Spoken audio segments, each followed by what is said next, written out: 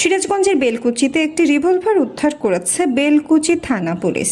শুক্রবার বেলকুচি উপজেলার ধুকুরিয়া বেড়া ইউনিয়নের চাঁদ মোটোয়ানি গ্রামের মৃত কোরবান আলীর ছেলে মোহাম্মদ রাজু সরকারের স্ত্রী খাদিজা বেগম খড়ের পালার খড় রৌদ্রে শুকাতে দেওয়ার সময় তার সাথে থাকা শিশু ছেলে সোয়াদ রিভলভারটি দেখতে পায়। বাচ্চাটি খেলনা মনে করে তার মায়ের কাছে এনে দেয়। এই বিষয়টি এলাকায় জানাজানি হলে বেলকুচি থানা পুলিশকে অবগত করে।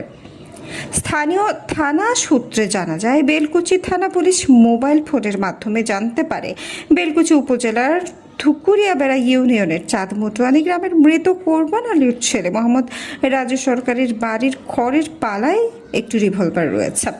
উক্ত সংবাদের ভিত্তিতে সহকারী পুলিশ সুপার বেলকুচি সার্কেলের নেতৃত্বে বেলকুচি থানা পুলিশের একটি টিম ঘটনাস্থলে পৌঁছায়। স্থানীয় ইউপি সদস্য এবং গণ্যমান্য ব্যক্তিবর্গের উপস্থিতিতে প্রায় দুপুর 2টার সময় খড়ের পালা থেকে পরিত্যক্ত অবস্থায় একটি রিভলভার উদ্ধার করে। এ বিষয়ে বেলকুচি থানার অফিসার ইনচার্জ ইমাম জাফর বলেন, মোবাইল ফোনের মাধ্যমে জানতে পেরে রিভলভারটি উদ্ধার করি।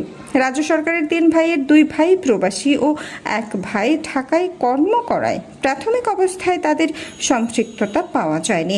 তবে প্রকৃত দুষ্কৃতিকারীকে চিহ্নিত করার জন্য তদন্ত চলমান।